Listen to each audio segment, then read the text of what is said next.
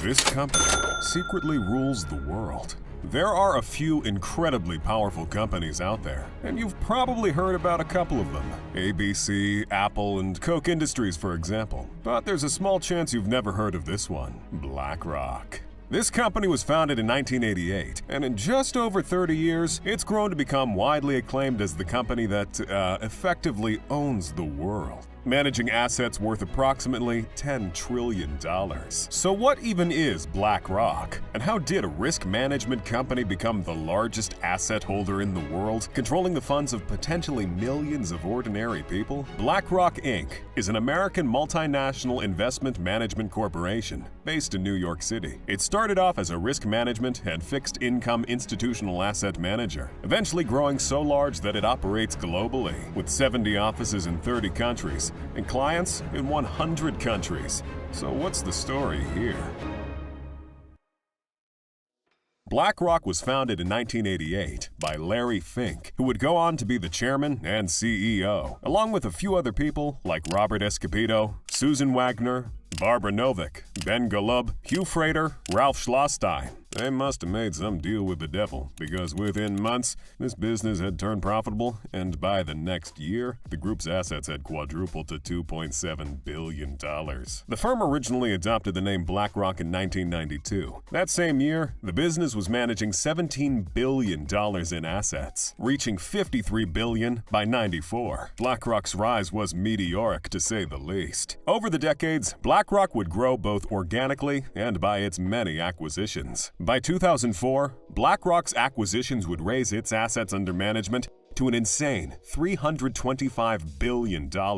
Nowhere near as ridiculous as it is today, but back then, it was already massive enough for the United States government to contract with BlackRock to help resolve the fallout of the financial meltdown of 2008. By 2009, BlackRock would be the #1 asset manager worldwide. BlackRock is larger than the largest bank in the world, the Industrial and Commercial Bank of China, and it's been described as a specter haunting Wall Street for several years now. Yet somehow, it still remains a mystery to most. But that hasn't stopped it from receiving a healthy amount of criticism. You can't grow as large as BlackRock without rubbing quite a few people the wrong way after all. They've received criticism for the environmental impact of their holdings. BlackRock is counted among the top 3 shareholders in pretty much every massive oil company out there, and it's among the top 10 shareholders in 7 of the 10 biggest coal producers. These would be pretty damning criticisms, but BlackRock attempts to rebuff these criticisms, even turning around and investing heavily in environmental protection and sustainability. That's right, even legitimate criticisms aren't enough to stifle the growth of this behemoth. And when I call it a behemoth,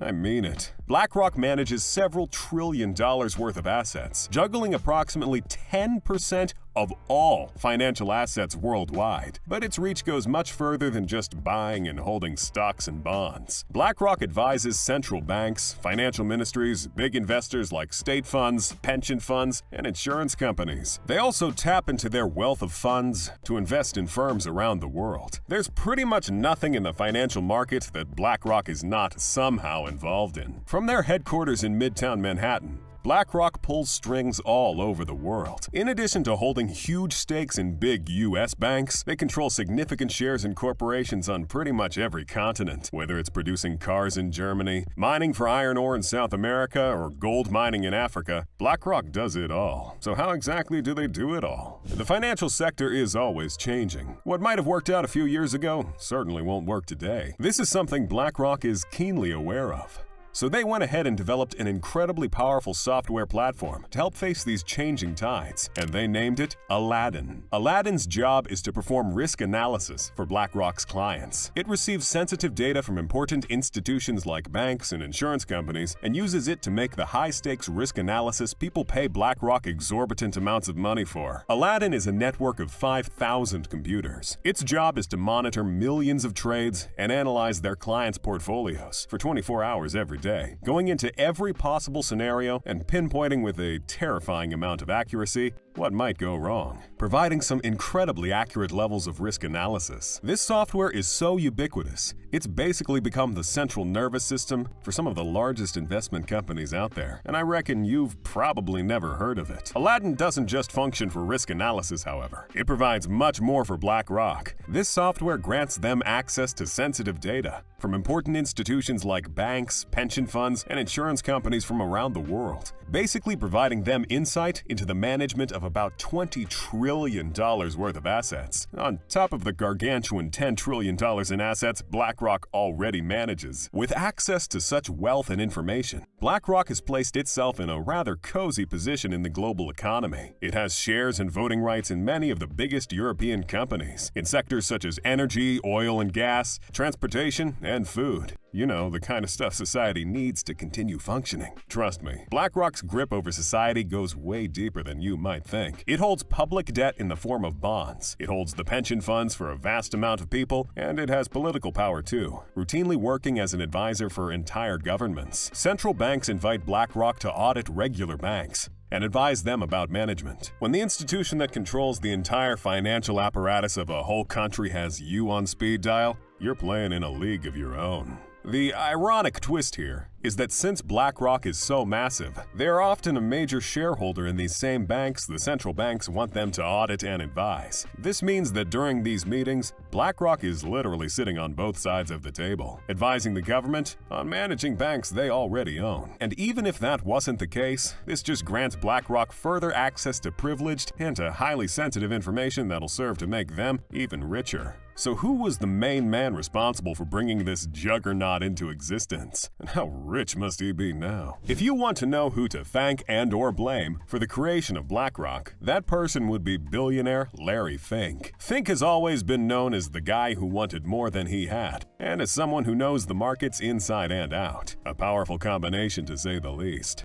Ironically, he would only become the founder of such a powerfully wealthy company after suffering a massive $100 million loss for his employers. Fink got his start on Wall Street at age 23, where he worked on structuring and trading bonds, quickly rising up the ranks and becoming somewhat of a legend in a decade, helping develop the debt securitization market, which revolutionized how loans were handled on Wall Street, for better and for worse. Larry Fink's rise to prominence is just filled with ironic twists. Not only did he create one of the main tools that led to the economic meltdown, he was the same person the U.S. Treasury hired to clean it up. He would gain a reputation as a true investment mastermind, and by the age of 31, he became First Boston's youngest managing director in history, helping add $1 billion worth of assets to their bottom line. For all intents and purposes, Larry was a golden goose. That is, until he wasn't anymore. Larry would end up losing $100 million for his company and would turn into a toxic asset overnight. Ostracized and forced out of a company he spent 12 years making a ridiculous amount of money for. Sounds like the perfect villain origin story, doesn't it? He would eventually help found BlackRock,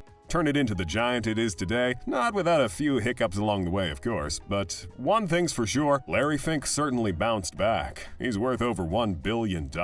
So on top of controlling several $1 trillion worth of assets and having a hand in the financial decision-making of the United States government, we still aren't done talking about how incredibly powerful BlackRock is. For one, they are a lot more involved in a few incredibly popular companies and projects than most people realize. BlackRock owns a substantial amount of shares in Apple, giving them access to Apple's massive market share in smartphones and tablets. They also hold stock in Microsoft, the other giant in the tech industry, proving to everyone that with enough money, you don't have to develop a single microchip to have sway over the tech industry. BlackRock also holds massive stock in pharmaceutical companies like Pfizer and Johnson & Johnson because they know exactly where to direct their investments. I mean, imagine not investing in things humans need to survive. And just like I mentioned earlier, some of BlackRock's largest holdings are in huge oil companies like ExxonMobil and Chevron. BlackRock has also invested in quite a few very important projects as well. It has expanded its presence in sustainable investing and environmental, social, and corporate governance. Basically, they've spent quite a lot of money trying to go green and to look really good while they do it. BlackRock has used its immense influence to draw attention to environmental and diversity issues through incredibly helpful and certainly very important means, like sending letters to CEOs and investing in projects like the Carbon Disclosure Project. BlackRock has apparently been pushing the United States government to adopt rules rules requiring private companies to publicly disclose their climate impact, the diversity of their boards of directors, and other metrics, while simultaneously financially backing companies that aren't doing any of those things. Meaning, once again,